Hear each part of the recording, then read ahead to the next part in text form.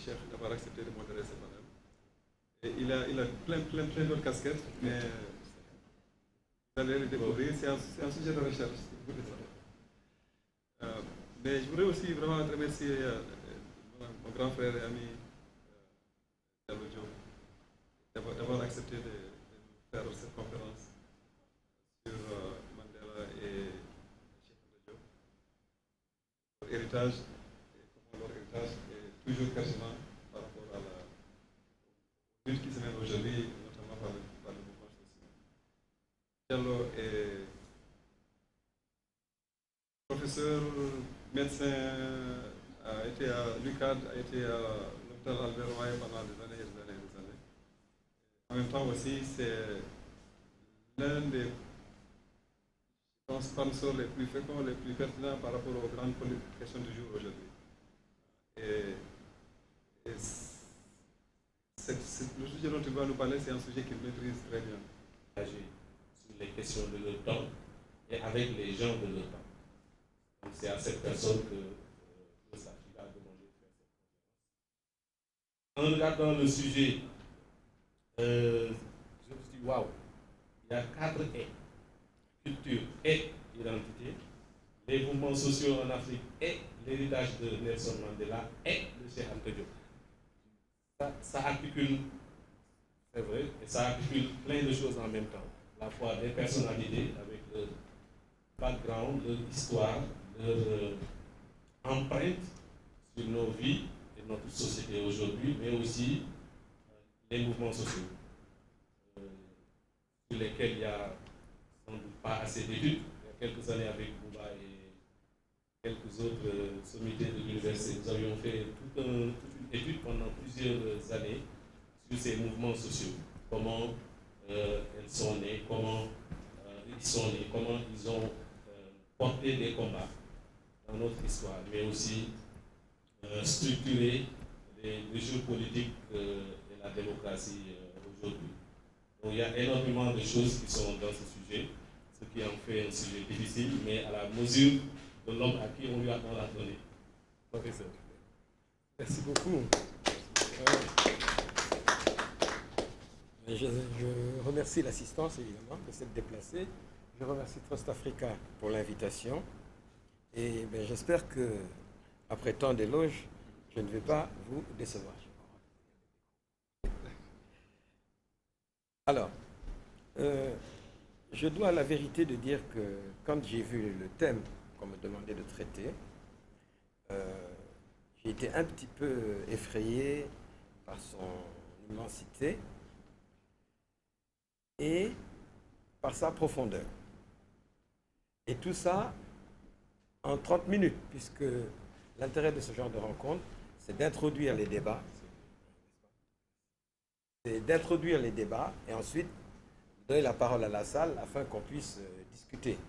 Parce que c'est tellement bateau comme thématique que ce serait bien qu'on précise un peu l'attente des participants.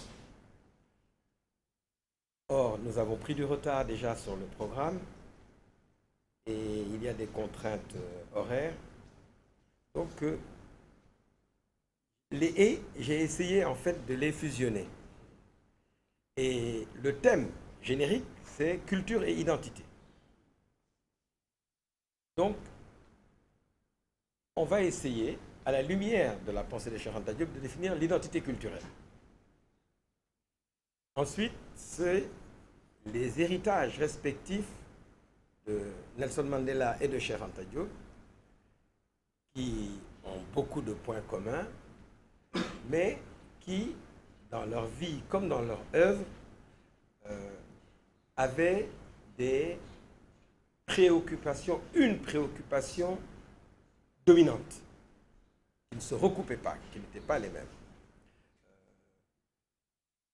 Sommairement, schématiquement, on peut dire que Madiba était d'abord un homme d'action, même s'il a produit une réflexion politique, alors que Cheikh Anta Diop était d'abord un penseur, un chercheur et un scientifique. dans son âme. Donc, il faudra trouver les points de jonction entre les deux. Et il l'a souligné, hein, Ebrima l'a bien dit, ils partageaient une passion commune, celle de l'Afrique, aussi bien son passé que son présent, dans lequel ils ont inséré leur action, parce que Cheikh Anta était par ailleurs un homme politique, mais surtout son avenir, son devenir. Et enfin, la chute porte sur les mouvements sociaux et leur dynamique actuelle en Afrique, qui est un sujet de réflexion immense, d'autant qu'il y a vraiment des mouvements sociaux actifs, parfois extrêmement puissants, aux quatre coins du continent. C'est du nord au sud et d'est en ouest. Donc, si on veut synthétiser ces différents thèmes dans une introduction d'une trentaine de minutes, on va forcément être un petit peu schématique, un petit peu sommaire. Mais je relève la gageure. Je vais essayer de relever la gageure. Alors, qu'est-ce qui définit l'identité culturelle chez Cheikh Anta Diop? C'est assez facile parce que c'est un chapitre de son dernier ouvrage, de sa somme finale, qui s'appelle Civilisation ou barbarie. Et qu'est-ce qu'il explique dedans? C'est que l'identité culturelle d'un individu, c'est celle de son peuple. Et quels sont les facteurs qui contribuent à la formation de la personnalité culturelle d'un peuple? Il en identifie trois principaux. Celui qu'il appelle le facteur historique, par lequel il commence, et qu'il assimile à la conscience de la continuité historique que tout peuple a lorsqu'il est instruit, ou que devrait avoir s'il est maintenu dans l'ignorance, s'il est analphabète. Et un aspect central de sa production scientifique a consisté à tenter de rétablir le sentiment de la continuité historique chez les peuples africains depuis l'apparition de l'homme sur Terre, c'est-à-dire depuis l'émergence de l'Homo sapiens en Afrique, jusqu'à nos jours. Il explique que sans conscience historique, un peuple n'est qu'une population, c'est-à-dire un agrégat d'individus sans lien culturel entre eux. Le second facteur constitutif de ce qu'il appelle l'identité culturelle, c'est le facteur linguistique. L'homme, l'être humain, est le seul animal, non pas seulement à marcher sur deux pattes et non quatre, mais à bénéficier de la parole, du langage articulé. Et tous les peuples du monde ont une langue. Et lorsque, à la suite d'une occupation étrangère ou de quelque cataclysme que ce soit, il y a dispersion de ce peuple, soumission, asservissement de ce peuple, il disait que tant qu'il n'a pas perdu l'usage de sa langue maternelle, au sens propre, c'est-à-dire la langue qu'il a tétée lorsqu'il est passé de l'enfance au stade adulte, il dit rien n'est définitivement perdu. Par contre, une fois qu'on a perdu sa langue de souche, la désagrégation du peuple en tant que communauté organisée devient possible du fait de l'aliénation. Le troisième et dernier facteur constitutif de l'identité culturelle pour lui, il appelle, c'est le facteur psychologique ou le facteur psychique qu'il appelle le tempérament national. Et il explique que en Europe, par exemple, le tempérament slave, le tempérament germain et le tempérament latin sont différents. Et qu'ils ne résultent pas seulement des conditions géographiques du milieu environnant, mais aussi du type de structuration sociale qui détermine les comportements de la majorité de la population. Et dans la conclusion de cet article, de cet exposé, il essaye de pondérer le poids respectif de chacun de ces trois facteurs dans la détermination de ce qui va être l'identité culturelle de ce peuple. Et il conclut en disant que c'est très difficile, hein, cette pondération est quasiment impossible à faire parce qu'elle est variable, non pas seulement selon l'espace, mais aussi selon le temps et au cours des âges.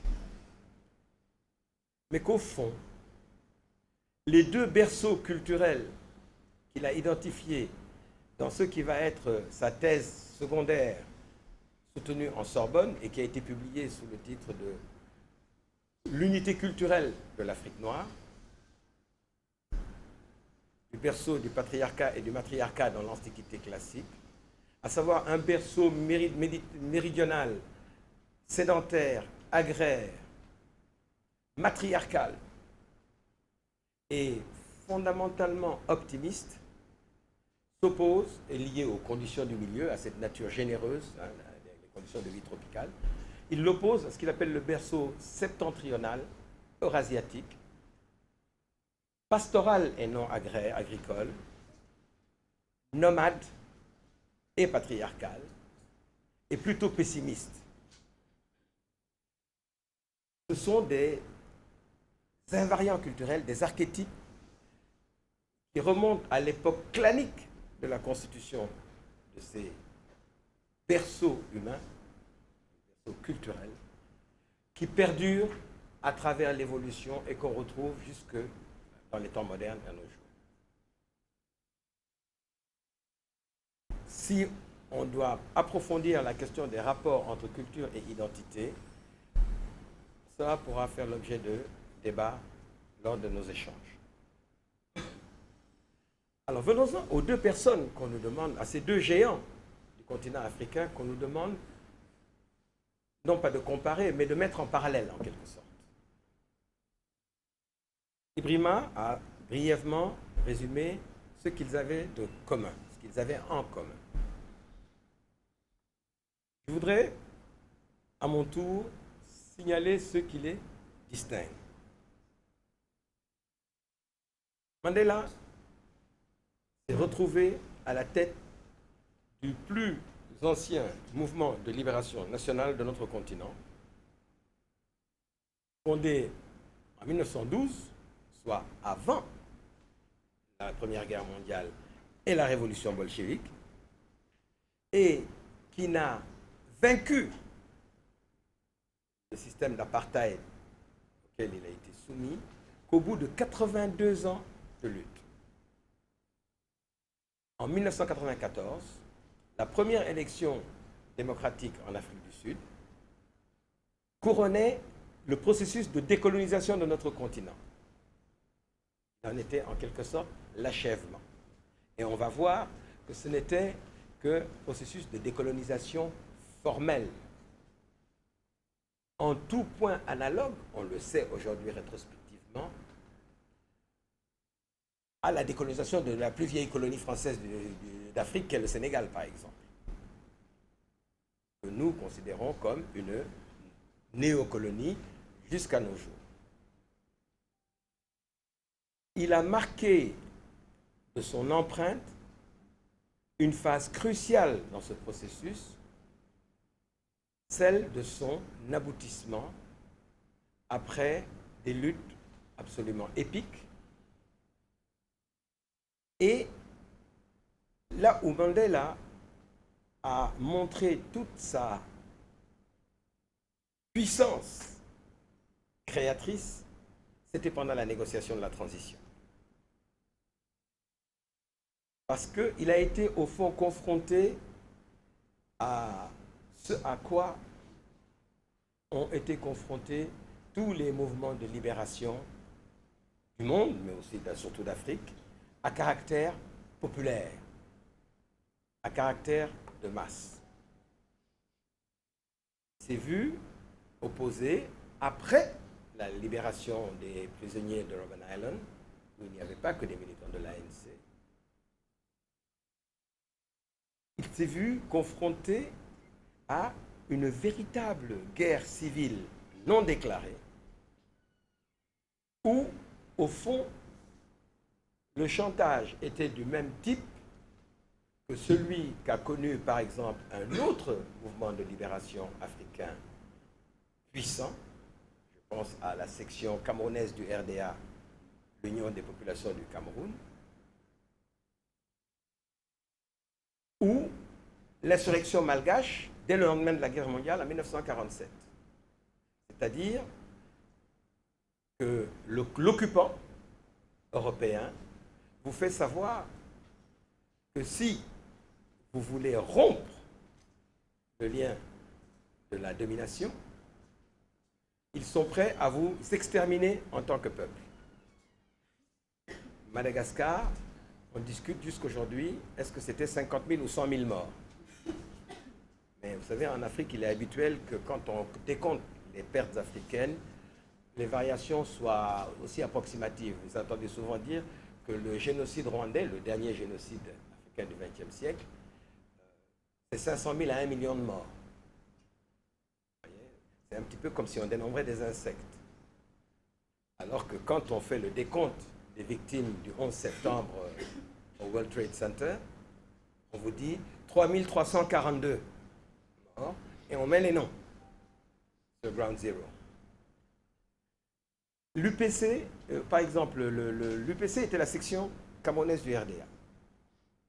Et le fondateur du RDA, Félix Houphouët-Boigny, qui en a été le premier président, lorsqu'on lui a demandé rétrospectivement pourquoi il avait cédé au chantage du ministre de la France d'Outre-mer de l'époque, qui n'était autre que François Mitterrand, président de la République française au moment du génocide rwandais, il n'y a pas de hasard, a répondu « Mais je ne voulais pas qu'il nous fasse ce qu'il venait de faire aux Malgaches. » Or, la répression du RDA, notamment en Côte d'Ivoire, mais partout ailleurs dans le continent où la section locale du RDA avait pris forme, avait pris corps, le Sénégal étant, faisant exception à la règle, parce que les deux chefs politiques sénégalais de l'époque s'étaient abstenus de se rendre au congrès du RDA, au congrès constitué du RDA à Bamako en 1946, sous pression du ministre Marius Moutet, qui était membre du Parti socialiste comme eux, visait toujours à montrer aux Africains que nous sommes plus forts que vous. Vous ne pouvez pas résister à nous. Et c'est la force militaire que nous sommes prêts à exercer. Et Houphouët-Boigny a été conséquent jusqu'au bout. Il était le seul président africain à avoir reçu le chef de l'apartheid, Yamoussoukro, sans s'en cacher. Et South African Airways n'avait comme seule escale possible sur le continent africain pendant la période de l'apartheid que l'aéroport d'Abidjan. Sinon, ils étaient obligés de se faire escale à l'île de Sal. Donc, Mandela, confronté au massacre en série, le massacre de Boipatong, par exemple, est bien connu, lorsqu'on a créé la Convention for Democratic South Africa, la CODESA, qui a commencé à se réunir pour négocier les modalités de la transition, c'est le chef d'état-major de l'armée sud-africaine qui est entré avec ses chars dans les locaux où se tenait la convention. Il a été soumis à ce genre. On massacrait les Africains et on avait évidemment les nègres de service qui étaient là pour faire le jeu du maître étranger. Et le seul exemple que je vous donnerai pour vous montrer la finesse et le sens politique de Madiba, c'est à 4 jours de l'élection qu'il a réussi à imposer à Gatcha Boutelezi de l'Inkhatha Freedom Party d'accepter de participer aux élections. À 4 jours de l'élection de fin avril, alors que les bulletins étaient déjà tirés. Et comme la première élection démocratique en Afrique du Sud s'est faite sur bulletin unique, chose qu'on n'a toujours pas réussi à obtenir au Sénégal, il a fallu rajouter la photo de Boutelezi au bas des pages C'est, je vous le rappelle, une élection qui s'est faite sans fichier électoral, sans carte d'électeur, avec une commission électorale nationale indépendante, et qui s'est parfaitement passée parce que l'État sud-africain, l'Afrique du Sud étant déjà un pays industrialisé, ils ont trouvé une technique bien plus efficace que celle de notre encre, de notre prétendue encre indélébile locale, une encre fluorescente, c'est-à-dire en fait une encre invisible à l'œil nu. Donc dès que vous êtes détenteur de votre carte d'identité qui prouve que vous êtes un citoyen de l'Afrique du Sud, c'était la première élection non raciale, vous pouviez voter dans n'importe quel bureau de vote puisqu'il n'y avait pas de liste. Seulement, comment on a empêché le vote multiple? On a mis dans chaque bureau de vote ce qu'on appelle un transilluminateur, c'est-à-dire une table à ultraviolet. Et comme l'encre indélébile était une encre fluorescente, avant de voter, vous mettez vos deux mains sous le transilluminateur et si vous avez déjà voté, immédiatement le doigt contaminé, si j'ose dire, s'illumine. On vous dit, mais vous allez dégager, vous avez déjà voté. L'élection s'est parfaitement passée partout, sauf au KwaZulu-Natal. Le soi-disant fief de Gatia Buthelezi, où on a été obligé de prolonger de l'élection de plusieurs jours, parce que la volonté de transparence et de sincérité dans le vote était inexistante.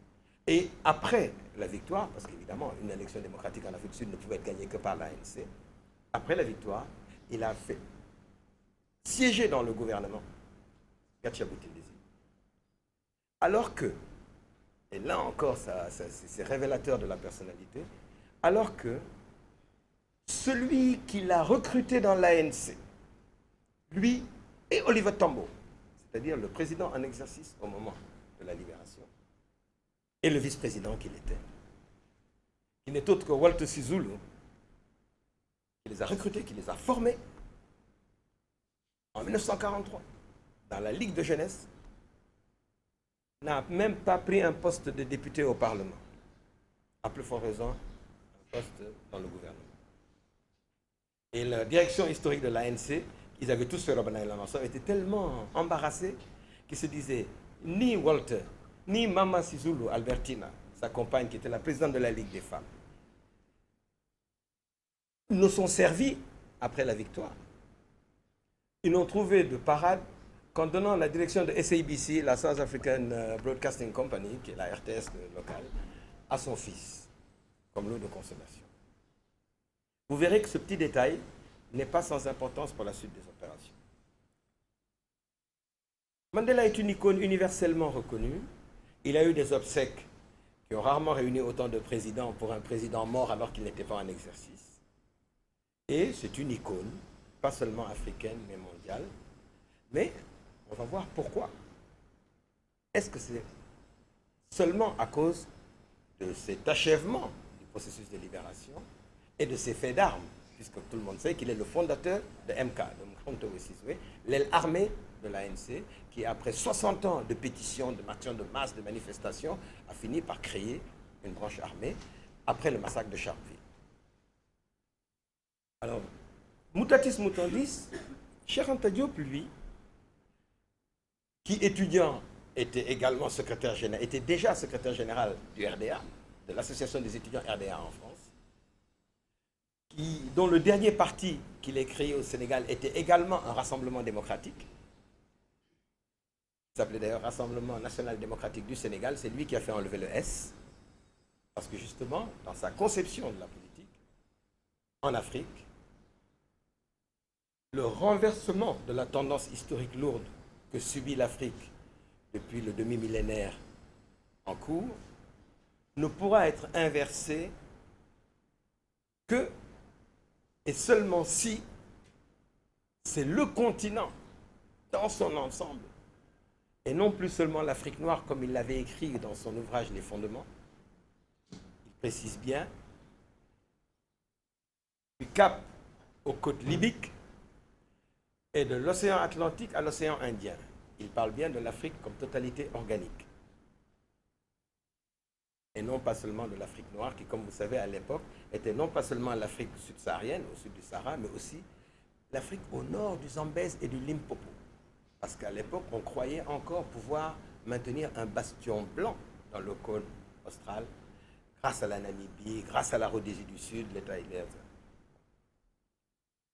Cheikh Anta a émis une prédiction, parce que comme c'était un scientifique, et dans les sciences expérimentales, on ne conçoit de sciences expérimentales que par la prédiction, fondée sur l'expérimentation. Il avait dit: or, la Fédération africaine, point de salut. Si nous échouons, si nos dirigeants échouent à réunifier l'Afrique pour reconstruire son économie sur des bases rationnelles, l'Afrique est condamnée à la sud-américanisation. C'est la fédération ou la sud-américanisation, l'alternative.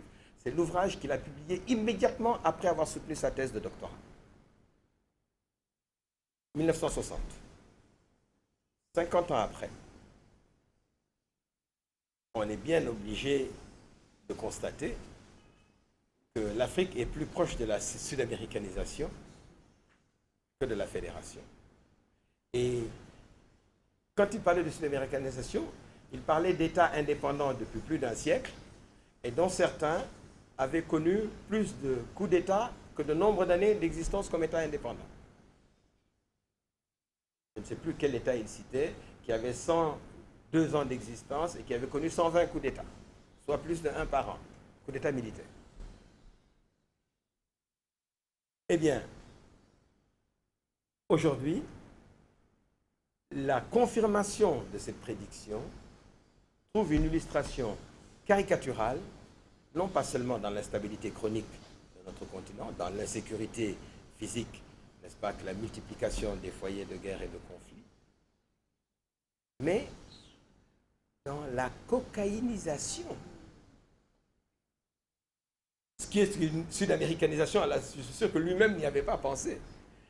Nous ne sommes plus seulement une zone de transit des trafiquants de cocaïne sud-américains, nous sommes devenus aussi une zone de consommation et de redistribution. Et il semble qu'aucun des États africains du Golfe de Guinée n'y échappe. On croyait que le Sénégal était à l'abri. Vous avez vu, on vient d'incinérer plus d'1 tonne de cocaïne venant du Brésil. Et c'est là où le travail de Cheikh Anta, en rapport avec les mouvements de libération africains, est séminal et, de notre point de vue, mais on dira que nous sommes partisans, incontournable. Cheikh nous a donné des armes pour changer de cap, pour reconstruire une Afrique de type nouveau par rapport à celle dans laquelle nous vivons, je vous dis, depuis des centaines d'années, selon les régions. Et ce n'est pas un hasard si même dans l'université qui porte son nom dans son propre pays d'origine, Cheikh Anta Diop, ses œuvres, ses écrits, ses travaux ne figurent dans aucun curriculum d'aucune faculté officiellement. Il y a des enseignants qui considèrent qu'il est de leur devoir d'en parler à leurs étudiants. Mais ils ne figurent pas au programme. Et lorsque nos autorités ont été confrontées à une pétition initiée par des compatriotes de la diaspora canadienne demandant que l'œuvre de Cheikh Anta Diop soit introduite, soit intégrée dans les programmes, dans les curricula de l'éducation nationale, qui a ramassé des dizaines de milliers de signatures, le président de la République a transmis la pétition à son Premier ministre en lui demandant de veiller à l'exécution de cette demande populaire. Eh bien, oui et non, puisque l'instruction a été exécutée par le ministre de l'Éducation nationale, qui a saisi l'inspection générale de l'Éducation nationale. L'hygiène a fait le travail de préparation de fiches pédagogiques pour la formation des formateurs. Elle a fait son travail, alors que, par exemple, le ministère de l'Enseignement supérieur et de la Recherche scientifique, qui était quand même encore mieux indiqué pour se saisir de l'œuvre de Cheikh Anta Diop, son parrain, hein, dans ce qui était jusqu'alors l'unique université au Sénégal, a fait le mort. Aucune réponse ne nous est venue de l'enseignement supérieur et de l'éducation nationale. Eh bien, ça va faire donc, la prochaine rentrée va faire la 4e rentrée scolaire et universitaire que nous entamons sans que cette revendication populaire, devenue une décision politique exécutoire, ne prenne effet.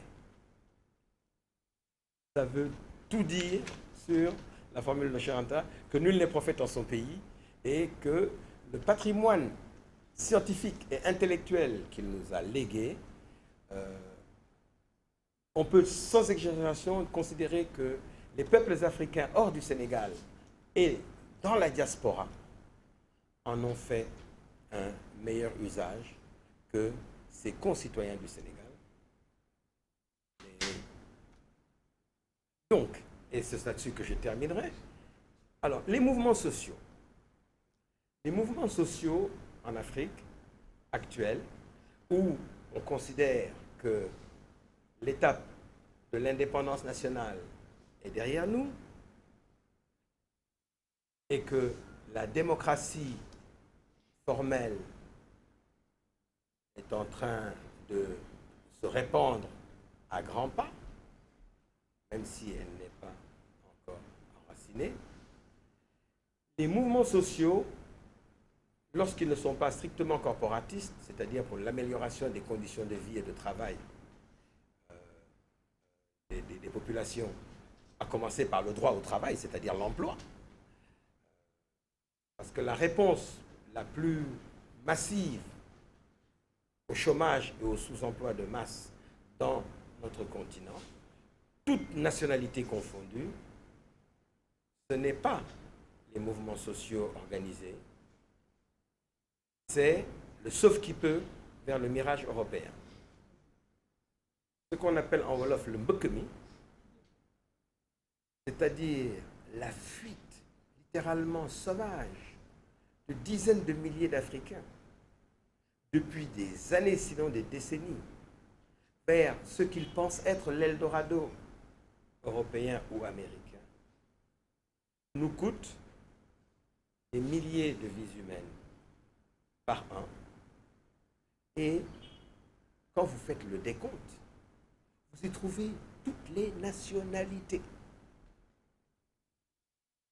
jusqu'à des compatriotes de cône austral et des Mozambicains. Vous avez des Congolais, vous avez des Zimbabwéens même, et non pas seulement des Sahéliens ou des Maghrébins ou des Est-Africains. Alors, les mouvements sociaux dont on parle, souvent, ce sont les mouvements sociaux qui savent faire parler d'eux. Et la meilleure manière, c'est évidemment aujourd'hui, dans le monde de ce XXe siècle, les réseaux sociaux. On est servi au Sénégal avec Y'en a marre, qui a ses états de service et ses faits d'armes, au point, ce mouvement a fait école dans plusieurs pays de la sous-région. Avant que l'insurrection victorieuse du Burkina contre Blaise Compaoré, à laquelle le Y'en a marre local qu'on appelle le ballet citoyen a contribué, commence à faire florès à son tour avec des ballets citoyens de différents pays, notamment il y a un ballet citoyen Togo, au moins ça. Et on trouve des mouvements de même type, par exemple Filimbi au Congo, hein, qui a été connecté d'ailleurs avec Y'en a marre, la Lucha, il y en a de plus en plus. Et on a tendance un petit peu à les présenter comme la solution alternative à la décrédibilisation générale des partis politiques. Sur ce point, à mon humble avis, la question est discutable. Vous savez, la manière dont les impérialistes nous ont roulé dans la farine avec les fausses indépendances d'un côté, parce que les mouvements de libération africains, leur programme, c'était de libération nationale, C'était l'indépendance et la souveraineté, la démocratie et l'égalité, et l'unité africaine. Ce n'est pas vrai seulement du RDA, qui était à l'origine de l'indépendance de la plupart des anciennes colonies françaises. C'est également vrai des mouvements de libération des pays anglophones. L'ANC le plus connu, mais ce qu'on connaissait, c'était la KANU pour le Kenya, la TANU pour le Tanganyika, la ZANU pour le Zimbabwe ou le Zambie, etc. C'était tous des African National Union, avec une section locale. Donc, le programme d'unification était partie intégrante du programme de libération. Eh bien, aujourd'hui, dans les générations montantes, et les mouvements sociaux sont principalement animés par les jeunes générations, on parle de démocratie, mais on oublie la souveraineté. On parle de libération, mais on oublie l'unification. Cet ardent désir d'unité qui est une spécificité du continent africain. Et comment les impérialistes, au lendemain de la Deuxième Guerre mondiale, après la libération armée des pays d'Asie, hein, l'Inde, la Chine, l'Indonésie, etc., l'Indochine, ont très vite compris, avec le début des guerres en Afrique même, la guerre d'Algérie, la guerre au Cameroun, qu'il valait mieux, comme ils ont dit, changer de nom pour garder la chose. Mais qu'est-ce qu'ils ont fait? Ils nous ont donné une indépendance assortie de traités inégaux, pour reprendre le jargon des Chinois, c'est-à-dire d'accords de coopération qui étaient en fait des accords de servitude. Parce que si vous voyez sur quoi portaient les accords de coopération, c'était essentiellement sur la persistance de la présence militaire, la sécurité, la persistance de la monnaie, le franc CFA pour ce qui est de l'Empire français d'Afrique, et la persistance de la langue du colon comme langue, unique langue officielle. Ici encore, l'expérience sud-africaine est instructive. Du temps de l'apartheid, il n'y avait que 2 langues officielles en Afrique du Sud. Les 2 langues étaient l'anglais et l'afrikaans. Dans la constitution de la Nouvelle-Afrique du Sud, il y a 11 langues officielles, dont 2 langues européennes, évidemment, celles qui existent pas mal, et 9 langues africaines. Ces 3 verrous, le verrou économique, notamment par le biais de la monnaie, le verrou sécuritaire, par le biais des armées, et le verrou culturel, sont les 3 chaînes dont nous ne sommes pas encore parvenus à nous défaire, alors que, à l'époque esclavagiste déjà, nous avions été asservis par les 3 M, on disait, les militaires, pour la conquête des territoires, les missionnaires, pour la conquête des esprits, et les marchands pour le pillage des ressources, c'est-à-dire la conquête de l'économie. En ce XXIe siècle, on n'est pas sorti de cette trilogie en M, sauf que les militaires ont été remplacés par les mercenaires, les missionnaires par les médias, et les marchands par les multinationales. Il nous sera impossible, à l'échelle de nos micro-États, mouvement social, réel ou virtuel ou non,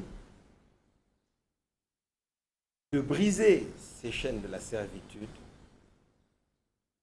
L'une des conditions sine qua non pour que nos combats ne soient pas vains dans la nouvelle période dans laquelle nous entrons, et l'Afrique est à un tournant, c'est que la dimension panafricaine de notre combat soit partie intégrante de nos stratégies et de nos tactiques de lutte. C'est une leçon à tirer de l'expérience sud-africaine, parce qu'il y avait l'Afrique du Sud au départ, avait tous les atouts pour que le mot d'ordre de l'ANC, une meilleure vie pour tous, devienne réalité, puisque le pays était déjà construit, même s'il était construit de travers. Mais comment vous allez libérer l'Afrique du Sud et la reconstruire en ignorant la Namibie, le Zimbabwe, la Zambie, ou les enclaves territoriales au sein même du territoire sud-africain que sont le Swaziland et le Lesotho? C'est illusoire. Aussi illusoire que de vouloir libérer le Sénégal sans la Gambie, la Sénégambie sans les deux Guinées, les deux Guinées sans le Mali, la Mauritanie, la Ghana ou le Nigeria. Donc le minimum, dirait-on, pour une stratégie efficace de lutte aujourd'hui, pour nos trois objectifs fondamentaux, la souveraineté, l'égalité, la démocratie réelle, c'est-à-dire l'égalité, en particulier l'égalité économique et sociale, en particulier entre les villes et les campagnes. C'est le troisième pilier, le troisième élément du trépied, c'est l'unification politique, qui doit commencer par l'unification et la coordination des mouvements sociaux et ou des partis politiques dignes de ce nom. Et je crois que c'est là où Cheikh Anta a apporté une contribution spécifique. Alors que lui n'a jamais eu à diriger un État, il n'a jamais eu même à exercer une parcelle de pouvoir d'État, puisque la seule et unique fois où il a été élu député à l'Assemblée nationale, il a refusé de siéger au Parlement pour cause de fraude électorale massive. Mais l'action a besoin d'être guidée par la pensée. Nous avons beaucoup à apprendre de l'action et de l'expérience historique de l'ANC, qui est encore une fois le plus ancien mouvement de libération, qui s'est brisé sur l'écueil de l'exercice du pouvoir d'État. Un seul exemple, Marikana. À part le nombre de morts, le massacre de Marikana est équivalent de celui de Sharpeville, tiré sur des mineurs désarmés, qui revendiquaient une augmentation de salaire. Autant c'était naturel du temps de l'apartheid, autant c'est inacceptable dans la nouvelle Afrique du Sud. Démocratique, non raciale et non sexiste, n'oubliez pas que c'était ça le programme. Et en retour, la pensée politique de Cheikh Anta Diop viendra enrichir le bilan critique de nos tentatives d'émancipation. Et nous avons sur notre continent, du point de vue expérience historique aussi bien que capacité d'analyse intellectuelle, suffisamment de ressources pour frayer une voie dans le monde d'aujourd'hui, sachant que nous sommes confrontés de fait à un projet de recolonisation armée.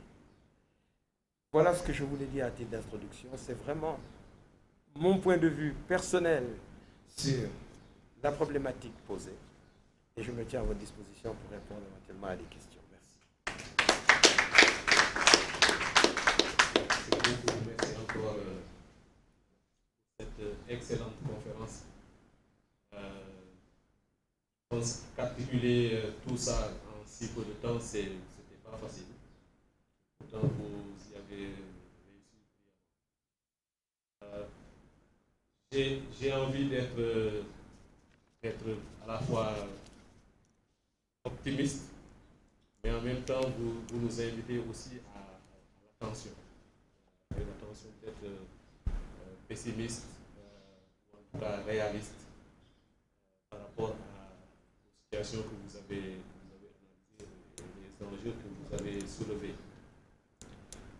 Quand je regarde aujourd'hui ce qui se passe dans les réseaux sociaux, qui sont effectivement une sorte de microcosme intellectuel, même citer des gens de la diaspora, nous sommes tous les jours reliés, jour et nuit, discuter de tout ça et qui ont pu lever toutes ces signatures pour faire évoluer cette question, faire bouger les lignes. Je pense notamment à Khadim Ndiaye, notre ami qui est au Sénégal actuellement, qui est invité. Voilà, on a ce lit, ce cercle d'optimisme, d'engagement, où quand on le fréquente, on a l'impression que les choses vont vraiment changer demain. Si on y ajoute, il y en a marre, toutes les structures qui naissent, qui se développent, nos jeunes, nos plus jeunes, qui reviennent aussi à ces engagements-là, on a effectivement cette tendance. Maintenant, quand je regarde mon ami là, qui est à Grand Yoff, dans son atelier de tailleur, sur les questions sur l'Afrique déjà. Le concept Afrique, c'est quoi? Qu'est-ce que ça représente pour lui? Qu'est-ce que ça représente pour lui comme avenir ou projection? Là, le pessimisme me gagne, parce qu'on est très très loin du compte, malgré la continuité historique, la conscience historique que vous avez très bien décrit à travers ces deux personnages. Je pense que ces deux personnages sont très importants dans notre histoire. Vous avez montré avec un parallélisme très intéressant comment dans leur vie ils se sont construits et aussi ils ont marqué leur temps. Sans doute, même là aussi il faudrait un peu atténuer plus de réussite pour Nelson Mandela. Mais quand on regarde même chez Anta Diop ou même Thomas Sankara ou d'autres, on se rend compte quand même que l'avenir leur appartient. On voit de plus en plus qu'ils ont un horizon indépassable. C'est quelque chose qu'on peut tout de suite voir à travers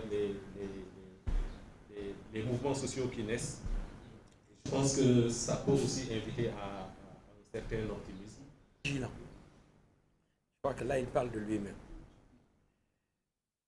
Mais l'optimisme, c'est pas inné, ça tombe pas du ciel. Il explique que c'est un produit de nos structures sociales sécurisantes, de notre environnement plutôt généreux qu'hostile, et finalement de notre conception du monde, notre Weltanschauung qui résulte de nos structures sociales. Mais ces structures-là sont en train de se désagréger. Il dit que ce n'est pas permanent. Et que donc le tempérament national peut changer. C'est rare, c'était rare les suicides chez nous. Il y en a de plus en plus. Alors que dans les pays du Nord, mais est-ce que tu sais que Mme Chirac a dû monter ce qu'elle appelle les pièces rouges là? Elle a fait collecter toutes les pièces, les pièces jaunes, voilà. Parce que c'est un peu comme son cuivre. Les centimes d'euros. Pour construire un centre fonctionnant 24 heures sur 24 pour les appels de détresse de candidats au suicide qui sont en majorité des adolescents. Le phénomène n'est pas encore là, mais le mbekemi, hein, le sauf-qui-peut vers l'Europe, ça commence à y ressembler. Tu vois ce que je veux dire? Donc, il faut éviter que nous soyons acculés au pessimisme. Or, tout est fait. Il n'y a rien de plus désolant que de dire, quand tu entends un Africain dire, mais le nègre est maudit. Mais comment? On ne pourra rien faire de bon. Finalement, c'était mieux du temps. Tu sais qu'il y a des chefs d'État qui nous ont fait regretter la période coloniale. Il faut le faire. Mais quand ils s'en vont, leurs successeurs font regretter le précédent. Mais jusqu'à quand? Voilà. Donc, comme l'avenir des peuples est entre leurs mains, tu vois, et qu'on ne vit qu'une fois, je pense que les recommandations qui sont sorties des différentes interventions montrent bien que la clé, elle est dans l'organisation, dans leur unification, ça suppose une coordination, mais aussi malheureusement dans la direction. Le leadership. Comme vous dites, hors de ce mot, mais c'est ça. Hein? Et Toto Charanda disait ça, il dit, tu sais, tant que le noyau dirigeant tient le cap, il dit rien n'est perdu. Mais si on arrive à diviser la direction, c'est fichu. Or, pour qu'on ne puisse pas semer la zizanie dans les rangs des dirigeants, il faut que les chefs soient incorruptibles. Parce que quand ce n'est pas la violence, ils n'ont que la corruption. Et comment ils font? Mais ils t'achètent. Ils t'achètent. Il y a toutes sortes. Ils t'achètent quoi. Et quand nous aurons des leaders patriotes, démocrates, mais ça j'allais y revenir après les débats, Parce que tu sais, la caractéristique des États africains pré-coloniaux, c'est Chomsky Williams qui montre ça dans Destruction of Black Civilization. Il te donne ce qu'il appelle la constitution type de l'État africain traditionnel. Mais il n'y a pas de chef. Il y a une direction collégiale. Et c'est le conseil des anciens ou des sages qui délibère. Et ensuite, il désigne celui qui est chargé de rendre public les fruits de la délibération du collège. Et puis ça tourne, ça peut tourner. Nul n'est indispensable. Mais si on revient à ce principe de collégialité-là dans la gestion des affaires publiques, mais si tu achètes un des nôtres, mais on le bannit, nous, on n'emprisonne pas, on te bannit.